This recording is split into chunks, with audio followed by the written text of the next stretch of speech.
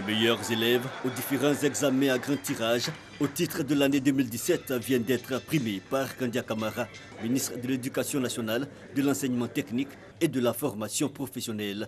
3 élèves pour le CEPE et l'entrée en 6e, 3 pour le BPC 12 pour le baccalauréat général et 9 pour le baccalauréat technique. Ils se sont distingués par une moyenne supérieure à 14 sur 20 aux différents examens. Moi, c'est une véritable satisfaction de recevoir ce prix-là parce qu'à travers cela, je vois un peu mes efforts qui ont été récompensés. Je suis très honorée franchement d'avoir reçu ce prix et je suis très contente de mes petites camarades et moi. C'est vraiment un honneur que le ministère s'implique autant dans notre éducation. Je suis très fière de cela et j'encourage vraiment tous mes camarades à travailler autant. Les plus heureux sont les parents d'élèves qui sont venus en grand nombre pour partager ces moments de joie. Lorsque l'enfant travaille, ça fait partie des efforts aussi des parents. Donc vraiment, quand l'enfant travaille, il y a de quoi être encouragé. La 5e édition de la Journée nationale du mérite et de l'excellence est comme les précédentes. L'occasion est toute trouvée pour créer une saine émulation au sein des élèves. La Journée nationale du mérite et de l'excellence a pour mission d'encourager et d'exhorter tous les acteurs de notre système éducatif, en particulier notre jeunesse, à l'amour du travail bien fait, afin d'obtenir des têtes bien faites. Elle a aussi pour rôle de révéler les talents et de les présenter à la nation comme les modèles vers lesquels tout citoyen doit tendre. Chaque lauréat a reçu une médaille, un diplôme, un trophée, un bon d'achat de fournitures scolaires et une enveloppe qui varie de 100 à 300 000 francs CFA. Les 2e et 3e du prix national d'excellence ont également été primés par la ministre de l'Éducation nationale, de l'enseignement technique et de la formation professionnelle. Elle marque la descente de l'Esprit Saint. La Pentecôte est considérée comme étant le couronnement de la Pâque, car célébrée 50 jours après cette fête. La descente de l'Esprit Saint sur les apôtres de Jésus a été célébrée dans la ferveur et le recueillement par le fidèle Ariste d'Aboboté. Et il a dit à ses disciples particulièrement, le 10e jour après l'Ascension, il a dit, dans quelques jours, vous serez baptisés par la puissance du Saint-Esprit. Jean-Baptiste a baptisé d'eau, moi je vous baptiserai du feu du Saint-Esprit. Et c'est ce qui caractérise ce jour. Mais l'arrivée du Saint-Esprit, c'est quoi? C'est les nouveaux fruits que le Christ veut nous donner, les nouvelles armes que le Christ veut nous donner pour mieux vivre notre foi. Ces fruits, c'est l'amour. L'amour, c'est par amour que Dieu a donné son Fils. La joie, il veut que nous soyons dans la joie. Aussi, il veut que nous soyons dans la paix. Les chrétiens catholiques de la paroisse Saint-Ambroise de Jubilé ont commémoré également l'événement qui, selon la Bible, est le jour de naissance de l'Église. C'est à partir de la Pentecôte que commence en effet la mission des disciples de Jésus-Christ. C'est la naissance officielle de l'Église. L'Église devient missionnaire. L'Esprit de Dieu s'empare des apôtres et les apôtres qui étaient timides, timorés, les voici revêtus d'une force spéciale, la force de l'Esprit Saint, et ils parlent devant une foule immense. Alors, c'est le début de l'Église. Aujourd'hui, nous célébrons cette fête. C'est l'Église qui continue. C'est une joie immense de recevoir la venue du Saint-Esprit au milieu de nous. C'est un don de Dieu, parce que quand il quittait de ce monde vers son Père, il nous a dit qu'il ne nous laissera pas seuls. Et effectivement, le Saint-Esprit est parmi nous et nous sommes dans la joie. Nous sommes heureux de partager ce moment-là entre nous, les frères catholiques et tous les chrétiens du monde entier. Jour de prière, de partage et de réjouissance à l'église Assemblée de Dieu, le Chandelier. Opportunité offerte également au chanteur Landry Yangoulou de présenter son œuvre discographique. La Pentecôte, c'est l'une des fêtes les plus importantes pour les chrétiens. C'est un jour symbolique et c'est justement pour marquer ce jour du Saint-Esprit que nous avons voulu lancer cet album. Donc je parle de l'adoration, je parle de la personne de Dieu, je parle de ce que Dieu est capable de faire pour l'homme.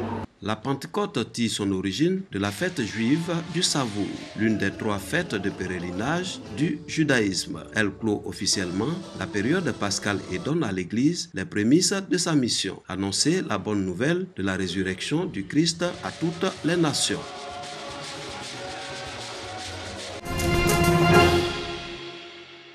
Quelles sont les origines de la crise burundaise? Le président Pierre Nkurunziza au pouvoir au Burundi depuis 2005 est réélu en 2010 et encore en 2015, et c'est là que tout commence. Le 25 avril 2015, il est officiellement désigné candidat à la présidentielle par le Conseil national pour la défense de la démocratie, Force de défense de la démocratie CNDD-FDD. 10 ans qu'il est au pouvoir, l'opposition juge à ce mandat contraire à la Constitution et à l'accord d'Arusha. Malgré l'interdiction de manifester, des milliers de personnes battent le pavé le 26 avril 2015. Cela durera 6 semaines. Pour Nkurunziza, le premier mandat de 2005 ne compte pas car issu d'un mécanisme de sortie de guerre civile. Le 13 mai 2015, alors qu'il est en Tanzanie pour un sommet sur le Burundi, un ancien chef d'état-major cessé à un putsch, Godefroy Niyombare échoue. Les ministres de la Défense et des Relations extérieures sont limogés.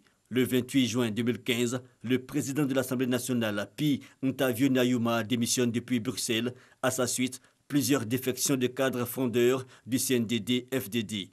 Pierre Nkurunziza est réélu mardi 21 juillet 2015 avec 69,4% des voix. Une série d'attaques ciblées a lieu. Le général Adolphe Mishirimana, bras droit du président Nkurunziza, est tué. Le 15 août, le colonel Jean Bikomagu, ex-chef d'état-major Tutsi, est assassiné. Le président élu prête serment le 20 août 2015. Le 11 décembre, au moins 87 personnes sont exécutées dans des attaques coordonnées de plusieurs camps militaires. Le 29 juillet 2016, le Conseil de sécurité de l'ONU décide de déployer un peu plus de 200 policiers à Bujumbura. La résolution est rejetée par Bujumbura. Néanmoins, l'ONU met en place une commission d'enquête sur le Burundi le 30 septembre. Le 27 octobre 2016, le Burundi signe sa sortie de la CPI. 30 décembre 2016, Nkurunziza envisage un 4e mandat en 2020, si le peuple le demande. 26 octobre 2017, le gouvernement approuve un projet de révision de la Constitution. La campagne pour le référendum constitutionnel s'ouvre le 17 mai 2018, c'est jour de vote du référendum constitutionnel.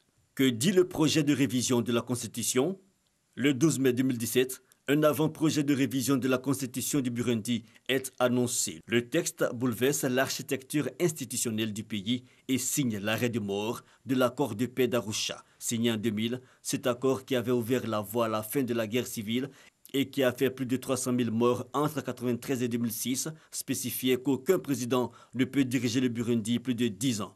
Ce projet de révision de la Constitution prévoit, lui, le passage du quinquennat à un septennat et la création d'un poste de Premier ministre. Le nouveau texte met fin au système de 2 vice-présidences repartis entre la communauté Hutu et Tutsi. Les partis d'opposition appellent au boycott. Le gouvernement y répond par un décret présidentiel. Les appels à ne pas voter punis d'une peine de 1 à 3 ans de prison pour quiconque appellerait à l'abstention. Et après, le 17 mai, près de 5 millions de Burundais sont appelés à se prononcer sur le projet d'amendement de la Constitution le 17 mai. Selon des résultats provisoires portant sur 17 des 18 provinces du pays en date du 19 mai, l'approbation oscillerait entre 50 et 85%. Le 8 l'emporte.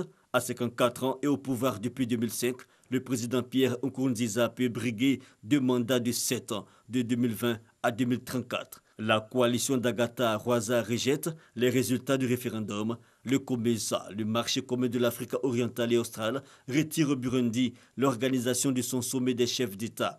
Pour nombre d'observateurs, cette réforme risque surtout de radicaliser les positions des uns et des autres et de rendre encore plus difficile un retour au dialogue souhaité par la communauté des États d'Afrique de l'Est. Remanier la Constitution pour se maintenir au pouvoir est une pratique populaire parmi les dirigeants africains. Au Rwanda, Paul Kagame, homme fort du pays depuis 1994, a été réélu président en 2017 grâce à une réforme semblable. En Ouganda, la limite d'âge pour devenir président a été changée en 2017 pour permettre à Yoweri Museveni au pouvoir depuis 1986 de se représenter en 2021. Le projet de révision a été critiqué par la communauté internationale, notamment l'Union africaine, qui n'a pas envoyé d'observateurs.